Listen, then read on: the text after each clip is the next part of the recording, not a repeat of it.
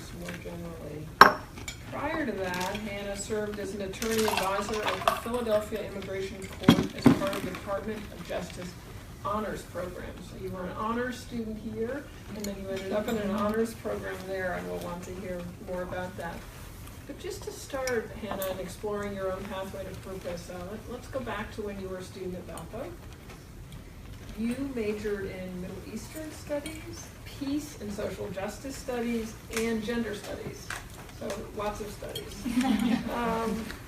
Did you take all of this on because you had a clear sense of what you wanted to do when you graduated, or was it sort of motivated by everything?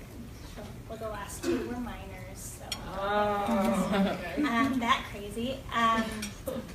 But I think at that point it was just what I was interested in. Although I do think that I sort of had a deep interest in the world beyond the United States and really wanted to learn more specifically about the Middle East.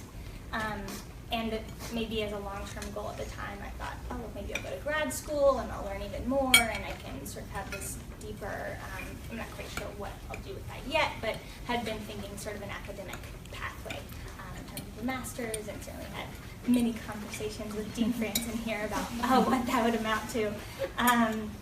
But that ended up sort of evolving, as many interests do in college, and sort of ended up wanting to take more of an active, sort of working directly with people role rather than an academic role. So I think just generally at the time, it was like feeding my brain in terms of wanting to learn more about the rest of the world, and specifically like Middle East, North Africa area. Well, in addition to your multiple major or minor engagement in the curriculum, you're also very engaged in the co-curriculum, what we now refer to as the learning and the engagement that goes on outside the classroom. And in particular, you were part of SALT, Social Action Leadership Team. I'm really interested to hear how you feel that shaped who you've become since. Well, SALT was a very big part of my life here. Spent a lot of time also in Pastor Jim's office. This is very fitting that I have both of you on either side of me. But yeah, I got involved with SALT as a freshman, and very quickly I probably wouldn't have been able to articulate it at the time, but felt like it was something that fed the other half of me. My brain was really engaged in the classroom, my sort of hunger for wanting to be engaged in the world, doing good work, figuring out how to be part of positive change, a part of social justice. I really needed that too, and SALT ended up being the fit for that. I think there are plenty of people who find ways to pursue both in the classroom. Maybe they choose a social work major or something else. I didn't do that. And so SALT really became my classroom in that way. Conversations with Pastor Jim, with speakers we would talk to, with my friends and other people involved in SALT, in terms of figuring out, what does it mean to be someone who is engaged in social justice in the world? How do you do that? Do you do that locally? Do you do that globally? And really realizing that there's a lot of a difference of opinion about how to go about making positive change was so enriching for me, as well as just, it was an opportunity to get my hands dirty, right? And that has, maybe something I couldn't have articulated when I came to Valpo as a freshman, but has really always been a part of me, and certainly has been something that has led, my direction and work after Valpo as well. And by my senior year, I think I had a little bit of a senior crisis in terms of, okay, I have all of these interests in my head and all these things I'm learning in the classroom, and then I have all this work that I've been doing with SALT that I love and that I feel so engaged in, and how do I begin to put those together? And having a community to really talk about that in, and to see my fellow students figuring out, oh, I'm going to go do Peace Corps, or I'm going to do AmeriCorps, or I'm not going to do any of those things, was so important to be able to just have that opportunity for conversation as I figured that out for myself, or didn't figure it out for myself, as it were. So SALT really provided that vocational discernment community among your peers. Absolutely. Very interesting, because we do increasingly hear from our seniors, several of whom we have at this table, that senior year is such a culmination of so many things, of leadership roles in organizations like Soul, the sort of culmination of your intellectual journey in your major, and yet it's also this moment where you really need to be able to spend time thinking and talking. Well, and I think there was space for that. I was in Christ College, and there was a whole senior seminar where there was a lot of engagement in just sort of framing those questions in the context of vocation. And so certainly those things were happening, the co-curricular happening at the same time, which I think for me often felt very overwhelming. But, were definitely things that even if I didn't figure out my senior year, I carried with me. And I, continued to struggle with those things and had the language from both, right? That really ended up being important for me and continues to be important for me, I think, as well. Was there a particular moment when you realized that a law degree was the right decision for an advanced degree? No.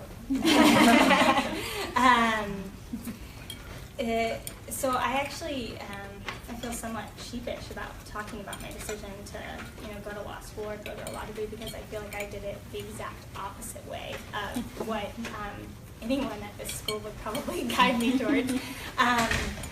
But I really was never interested in law when I was here. Maybe towards the end I did my honors thesis and sort of about making things right with Professor Schwain. And so there were a few elements to that were legal that I began to think, oh, well, maybe that is somewhat interesting.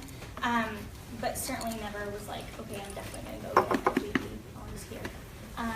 Then after school, I began to wrestle with, I'm definitely interested in working with immigrant populations. How best can I do that? Do I want to do that on the social work side of things? Do I want to work on the legal side of things? And I guess those two options kind of came in part from seeing caseworkers working with refugees, also seeing, obviously lawyers, it's a very, another prevalent option if you want to advocate on behalf of others. But I really wrestled with it. And then ultimately decided that I wanted to go to DC, and one way to do that is to go to grad school. So I had to make some decisions. So I took the LSAT, and I was like, LSAT is going to make the decision for me, which is the opposite way to make good life decisions. So I really want to emphasize that here. But I took the LSAT. I did just good enough to get into law school. So that didn't make the decision for me. So then I applied. I was like, okay, well, I'll just apply to law schools and see where I get in, and then that'll make the decision for me. So then I got into a law school. I applied to 2 law schools. This is also the wrong way to apply to law schools. Applied to 2. I didn't get into my REACH school. I got into at the University of America in DC. So I was like, okay, well, we'll see. I'll go visit it. I'll see how it is, and see if I can envision myself there, and I'll see if I get into the social work program. So I visited. I could see myself, I could do this. And I got into the social work program the same weekend, and so I never really made the decision because I ultimately decided to do both programs. And I wouldn't really say I never really made the decision to get a law degree. It was more, do I want to be a lawyer? And I made that decision over and over and over again during the course of law school, which again is the wrong way to go to law school. But it ended up ultimately working for me. But yes, I never had that clear moment of feeling like getting a law degree would necessarily get me what I wanted. I had a hunch, and thankfully that hunch has paid off. But I know plenty of people who it completely went the other way for them, so I'm not quite sure why it necessarily is for me.